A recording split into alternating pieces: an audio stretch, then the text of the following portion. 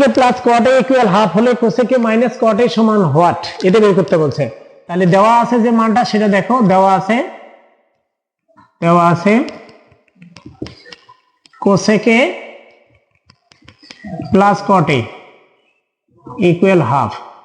তাহলে এখানে এটা যদি আমরা ব্যস্তকরণ করি cosec A plus cot A 2, তাহলে এখানে কোসেক এ মাইনাস কট এ দিয়ে উভয় পাশে গুণ করব,